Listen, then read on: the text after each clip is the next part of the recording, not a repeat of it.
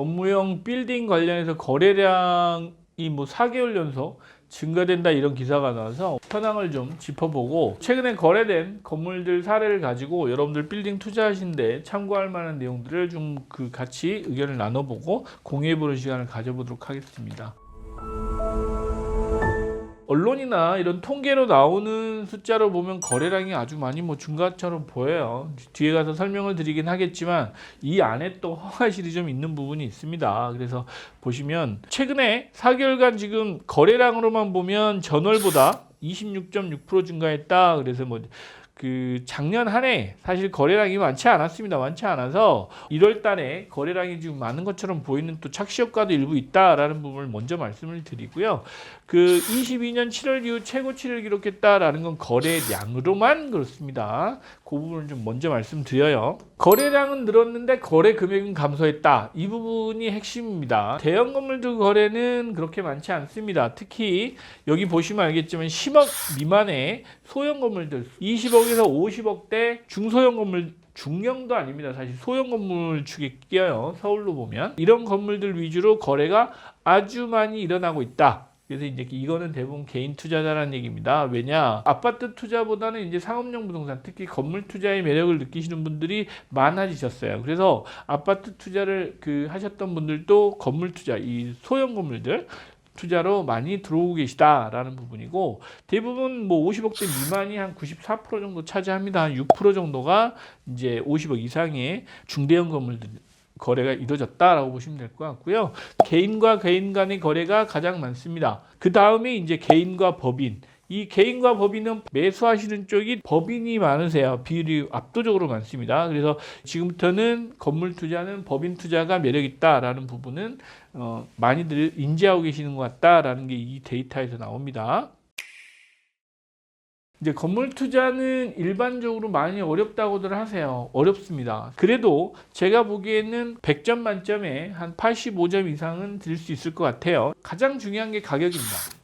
네, 가격이에요.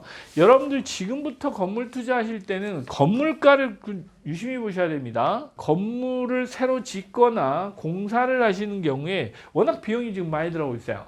기존의 건물을 활용할 수 있다라고 하면 실질적으로 건물을 가서 보시고 활용이 가능한지 건물에 대한 어떤 수선을 하거나 이런 부분에서 재활용이나 이런 부분의 가치를 다시 매기시는 절차가 이제는 필요한 시점이 됐습니다. 이 건물 같은 경우는 평당 1억 7천이어서 땅을 1억 7천 주고 사셨다 그러면 잘 사신 가격은 아니에요. 근데 보시다시피 건물이 아주 멀쩡합니다. 이 건물이 보시면 용적률이 300% 가까이 됩니다. 통상은 250%잖아요. 300% 가까이 되는 건물이에요. 그래서 연면적이 아주 넓습니다. 연식으로 보면 2003년식이어서 그렇게 아주 노후됐다라고 보기는 어렵고요. 그 다음 지하 1층에 지상 6층. 그래서 공시지가만 5천만 원짜리. 우리 공시지가 대비 한 3배 정도 되는 가격에 사신 겁니다. 그러나 땅으로만 보면 3배가 됐으면 싸게 사신 건 아니에요. 그래서 건물이 여기 지금 350평이잖아요.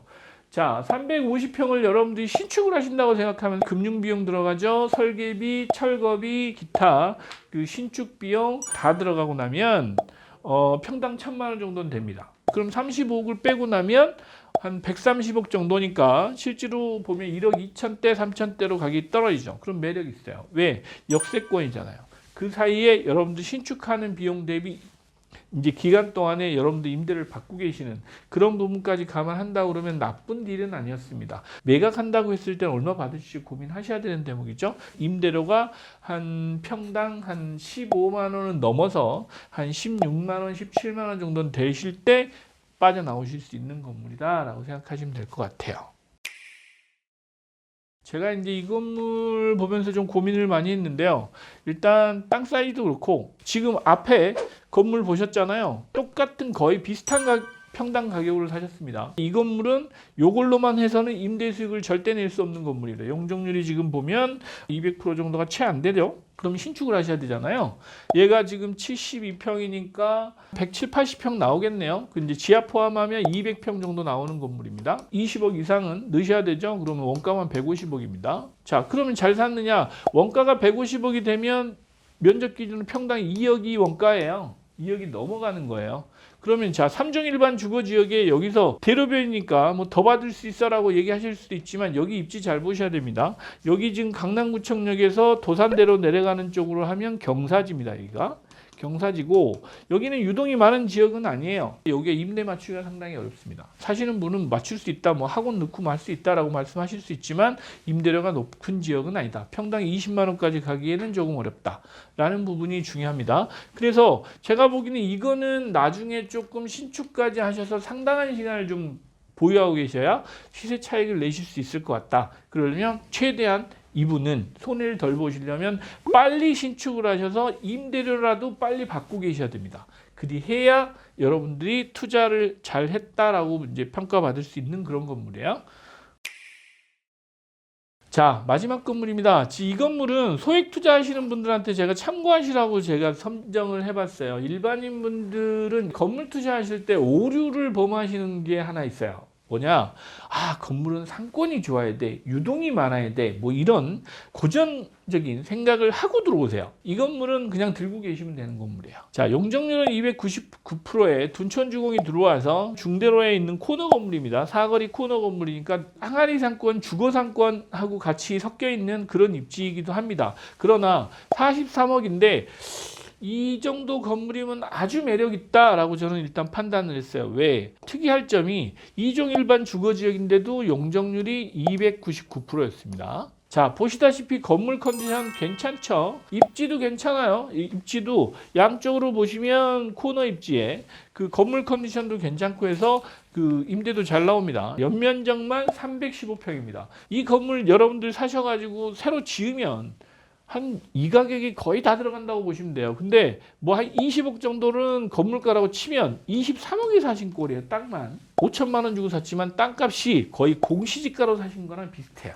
땅도 예쁘고 입지 나쁘지 않고 건물 멀쩡하고, 자, 이러면 수익률도 높아요. 예, 물론 여기가 임대료가 높지 않죠. 평당 뭐 한 4, 5만 원대예요. 4, 5만 원이면 어떻습니까? 내가 평당 땅으로 치면 2천만 원에 샀는데 뭐 1억 8천짜리 뭐 10만 원 되는 것보다 그런 정도 컨디션이 되는 겁니다. 그래서 여러분들이 건물 투자를 하실 때 마냥 입지하고 상권만 보시는데 실제로는 이제부터는 건물을 보셔야 된다. 그래서 건물이 기존에 있다라고 하시면 다시 한번 좀 되돌아보시기를 추천을 드려요. 예, 이 정도 건물이면 그냥 들고 계셔도 돼요. 자녀분들한테 나중에 뭐 용돈 받으시면서 노후에 좀 꾸준히 집가 상승하면서 안정적인 수입을 기대할 수 있는 건물이었다. 탁월한 선택을 하신 것 같다라는 생각을 합니다. 그래서 이 건물 사신 분들한테 축하드린다고 말씀드리고 싶네요. 자, 오늘 여기까지 말씀드리겠습니다. 네, 감사합니다. 그럼 좋아요, 구독, 알람 설정까지 여러분의 성공 투자를 함께 하겠습니다.